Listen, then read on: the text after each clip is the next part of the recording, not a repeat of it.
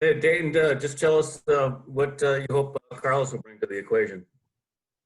I think, Flanny, one of our objectives this offseason was to add a middle of the order bat, somebody that would blend in well with our current group, make us a lot better. Carlos Santana clearly does that. Of course, he's an all-around terrific person, um, highly professional in all he does.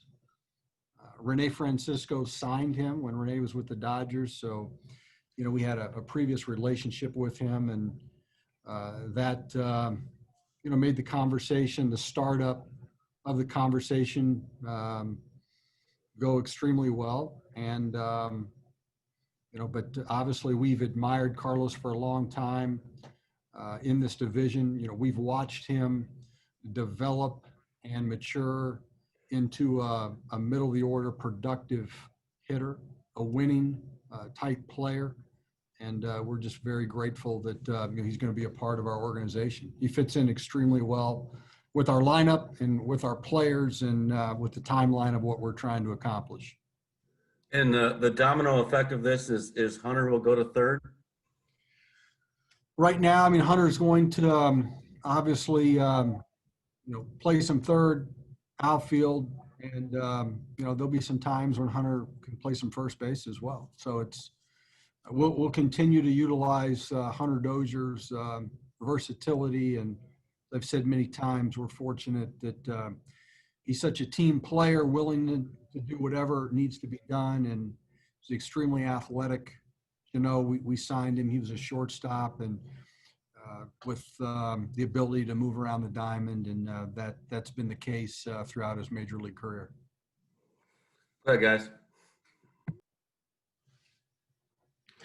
At Dayton, what was Santana a guy that you had targeted from the jump? It's still fairly early on in the signing period, just in terms of like everybody expected things to go fairly slowly. Was he a guy that, when you talked about middle of the order bat, on base guy, was he the guy that you guys sort of had your sights set on? Yeah, he was one of the primary targets for us, Lynn. And when we began to make off-season plans, once we began our season, actually, we started talking mid to late July of players that would potentially fit for us. Carlos Santana's name was at the forefront of that, based on the opportunity that we perceived that would perhaps present itself for us. And again, middle of the order, switch hit, highly professional, winning type player. All those things match up so well with what we're trying to do. Very similar to the thought process when we signed Kendrys Morales. It was very similar. Somebody who's a winning championship type player, ability to switch hit, professional at bat, and Carlos is fits all that criteria we were looking for. What sort of feedback did your scouts, your analytical people, the different folks you talked to give you on just his production this year versus past years? Obviously 2 years ago he had a monster year, and this year some of those numbers dropped. Well, yeah, it's obviously a shortened season, as we all know, but the on base skill was still very, very good. The hard hit was down a little bit, but there was still enough data there for our research and development to feel comfortable going forward with the projections. And again, our scouting judgment was very strong on him. He was at the top of the list of the bats that we were looking to acquire. And then, as you know, it comes down to a financial evaluation as well. And that was the last piece of this puzzle that we had to work through. And, we tried to be aggressive as possible, working through some things, utilizing the relationship and the trust that we have primarily with Rene Francisco and Ulysses, his agent. So we just worked hard through that. Jin Wong did a great job of staying persistent. And again, we were able to make it happen financially. But I think part of it, Lynn, we're trying to be aggressive early. taking advantage of some opportunities that we think will be impactful, to our team. And John Sherman's been, very supportive with what we're trying to accomplish this offseason. So Is just looking at this, with Minor, with Michael A. Taylor, with Santana, these 1 and 2 year deals. Is it important to have sort of those shorter deals this offseason for you guys? Was that crucial? I mean, I know you've talked about the 3-year sort of rolling payroll, and then with the young guys. I mean, how important was that for you? I think it's important. As I've said many times, free agency is a failed way to build your team. That's why this offseason we've tried to do it from the top down. We've added some guys that we think are more impact with Mikey Minor and Carlos Santana, again, building from the top down. 2-year deals, which, we've got a little more flexibility in 2022 than we do in 2021 just because of the economics of the game. But, financially, we're in a position to add, a little bit more money, a little more flexibility in the payroll. And certainly, beyond that, there's a lot of flexibility as well. And, these deals were backloaded a little bit to give us a little more flexibility here in 2021. So, as you know, things open up for us a little bit next year, with a couple high price guys becoming free agents. So, you mentioned the aggressiveness. I wonder, like, how did that mindset of being aggressive early kind of come about, and how quickly did that idea, that approach, that strategy happen? Well, I mean, great question, Alec. I mean, obviously it starts with the support of ownership. John Sherman's made it very clear. He wanted us to be aggressive, take advantage of the market if we can. Whatever we need to do to zig and zag when, everybody's, doing something a little different. And, so knowing that we determined very early that it was going to be a slow market, but we were convicted on who our targets were. And so we were laser focused on Michael Taylor. Michael Taylor was contacted once the first day he became a free agent, as was Mikey Minor, as was Carlos Santana. We recruited our tails off, stayed persistent, made the best offers that we possibly could right out of the gate. We went, right to the number of what we could do. And I've found in our market, and when you know what you want, that's the way to do it. We're probably not going to win in any type of bidding war. But, and Carlos can talk more specifically on why he felt, comfortable here. But again, I think the relationship developed very fast because of his trust with Rene Francisco. And we were able just to utilize that relationship and to the best of everybody's ability and make it happen. Dayton, it doesn't sound like it, but with the additions to the lineup, it's obviously pretty deep right now. Do you foresee any need for subtractions? No, I think Josh, I mean, we're kind of in a mode where, for us to, the only way that you're ultimately going to win a championship is to start, being really aggressive, change the mindset of it's important to win now.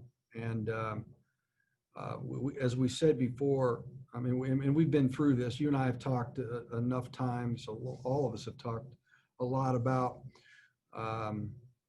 where we are, what we're going to try to do. But, we've got a lot of young players on the horizon, and I think it's important to set the tone that, we expect to win. And you look at the Chicago White Sox, and the talent they have on the field.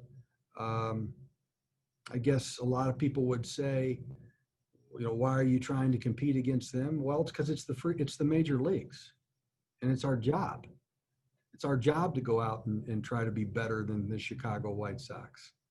And that's what, along with everybody else, not to single out them, but we've always said that we're going to try to put the best team we can on the field with the budget that we have. And that's what we're trying to do. And so, we went through some tough negotiations prior to the tender date, because we're trying to scratch and claw for every penny to be able to afford Carlos Santana and Mike Minor and other things that we'd like to do. And just like I told Scott and Jen, if we can save $200,000 or $150,000 or $50,000, we need to try to do it, because every penny is important. And could you speak a little further? I mean, Carlos is a winner. He's consistent, and he's been a winner most of his career. Putting that in this clubhouse, which already has a few champions in there. Absolutely. I mean, and that's why we were so much attracted to Carlos Santana. He's a winning person. He's a winning player. He makes people better. He fits, as I said before, in our lineup. He fits in every clubhouse, and you need that impact professional hitter in the lineup. And when you start blending him in with Witt and Mondesi and Salvador and Soler and Dozier, and you put all those guys together, and we feel good about where Cordero is right now. He's playing winter ball. Our reports have been very good on him. We believe Nicky Lopez is going to continue to be a lot better, but it's a pretty healthy middle of the order with Carlos Santana and Salvador Perez and Jorge Soler and Hunter Dozier. I mean, those guys can hurt you, and so we feel good about that group. Dayton, is there you mentioned that all three of the guys you've signed, you contacted right out of the gate. Is there anything that you guys are sort of got on the docket that you're planning on addressing right away, or is it going to be more feeling out from here on out? Well, we're still working on some things, Lynn. I mean, I don't know if there's much room right now to add a pitcher or a position player. But we'll continue to look at it, and see how the market unfolds the rest of the way. I mean, we're still going to, we know if we're going to get back in the playoffs and compete to win another World Series, Lynn, we fully understand that we're going to have to continue to make moves on this roster and take advantage of opportunities to upgrade, not only starting tomorrow, but leading up to opening day and certainly throughout the season. Hey, Dayton, with Carlos's numbers obviously weren't as strong this past season as they have in his career. He's at that age, right, in his career where you don't know year to year how the numbers are going to be at. How is scouting him or any player at this age different in a season as weird as you had in 2020? How do you factor that in? Yeah, it's a great question, Sam, and that's one of the questions that I asked repeatedly to all of our staff. We're aware of his off-season work habits, what he's doing, what his routines are like, what type of person he is, where his mind is, his commitment level, obviously, to baseball, his commitment level to his family, how he lives his life. I mean, there's a lot of reasons to feel very good about, the next 4 to 5 years, in my opinion, of his career. I mean, you look at, some of the players that are having success later on in their mid to upper 30s. They're guys like Carlos Santana. They're guys that have a very good understanding of the hitting process. They don't chase pitches. They hunt pitches very well. They get on base. They don't panic. The switch hit skill, you and I have talked repeatedly about that. You know how I feel about the naturalness that possesses inside a hitter, that exists inside a hitter, that has that ability to switch hit. He has a lot of that. He's extremely focused. Like I said, his work ethic, the way he maintains his body, what he puts into his body, all those things that, we're very comfortable with it. Certainly over the next 2 years, we're very comfortable with the type of production that we expect to see in this lineup. But those are great. That's a great question. I mean, that's what we have to answer, obviously, before we commit a 2-year deal to, a player who's 34 years old. But we feel really Mr. Leba. Yeah, Dayton, just a kind of a general question as we sit here in the first week of December. I've heard some doom and gloom out there about just the future and viability of baseball because there's maybe some financial things that have to get worked out between the union and ownership and all that stuff. How do you feel right now about full 162-game season, spring training starting on time? How do you feel about those things right now, notwithstanding whether there's fans around and all that, but just the baseball part of it? Yeah, personally, I mean, Todd, we feel very good as an organization. And of course, we're taking the lead of John, and he's very optimistic. On the calls that I'm on with the GM group, we feel very positive that we're going to be able to start on time, and I mean, that's our focus right now. And so there's no reason right now for me to believe any differently. I mean, we're working very hard as an industry to make sure that we're doing everything possible to obviously start on time, play 162 games, fans in the stands. I mean, all of those things are really, really important, as we know, for a lot of reasons, and not just the economics of the game. It's just, we all miss, being at the ballpark. So, I mean, I feel good about it. We will. I mean, whether we start on time or not, who knows at this point, right, Todd? I mean, none of us thought, when we left spring training, John and I looked at each other and thought we'd be back in 3 to 4 weeks. I mean, we didn't know. And then we thought we'd be starting June 1. And so, but of course, I mean, right now, there's no reason for us to think that we won't be in spring training on time. I mean, Mike Matheny and I have been planning all last week we're planning on opening up our camp. It's open right now. We have players down there working out. I suspect the first of the year, we will have a lot of our major league players that are in attendance in Arizona.